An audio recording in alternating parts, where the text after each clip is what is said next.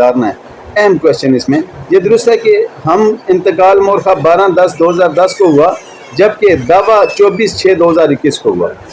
والد کی یعنی انتقال کے بعد 11 سال کے بعد انہوں نے دعویٰ دائر کیا ہے, 11 سال تاریخ سے دائر کیا. یہ درست ہے کہ اپنے دعوے کے پیرا نمبر 8 میں نے بنائے دعویٰ کی کوئی تاریخ درج نہ کی ہے.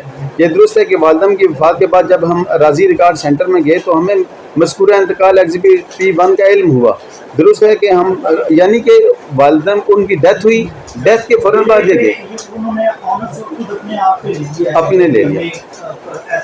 جی ایسے ہوا جی, کوئی ایویڈنس نہیں. درست ہے کہ میں نے اپنے دعویٰ میں انتقال سے متعلق علم ہونے کا وقت اور تاریخ درج نہ کی ہے.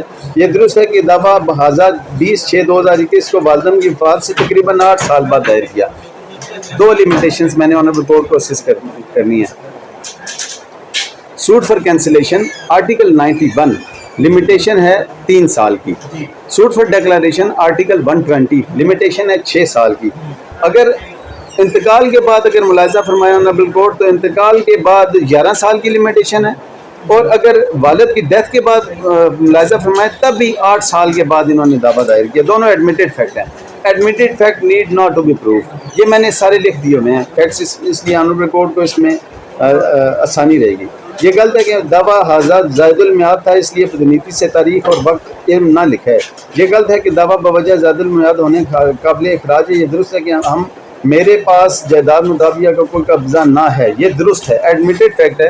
انہوں نے کہا کہ قبضہ ہمارے پاس ہے اپنے دعوے میں, جبکہ یہاں انہوں نے اپنی ایویڈنس میں بھی کراس ایگزامینیشن میں ایڈمٹ کر لیا کہ دعوے کا قبضہ ان کے پاس نہیں ہے.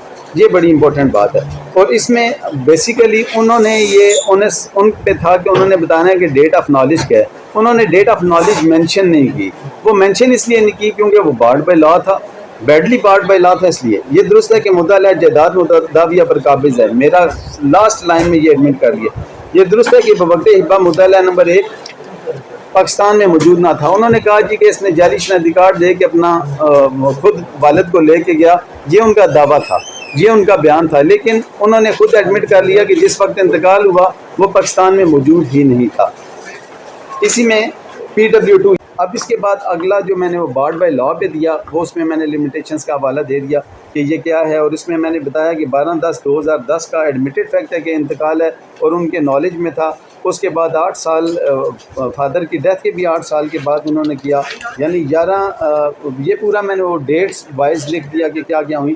PLD 2015 سپریم کورٹ 212 کا ریفرنس اس میں دیا, جس میں, اور اسی طرح PLD 1985 سپریم کورٹ 153 کو بھی میں نے ریپروڈیوس کر دیا اس میں. اب اس میں ایک اور بہت اہم جو پوائنٹ فار ڈیٹرمنیشن ہے وہ پوائنٹ نمبر 5 ہے. Whether the gift by the father in favour of children can be revoke اور ناٹ. فادر نے کر دیا, وہ کس صورت میں ریووک ہوگا کس صورت میں نہیں ہوگا, وہ PLD 2022 سپریم کورٹ 395 میں وہ بیان کیا گیا کہ جہاں فراڈ کا کوئی ایلیمنٹ پایا جائے گا, اور بہت ساری وہ صورتیں آگے پائی گئیں کہ 5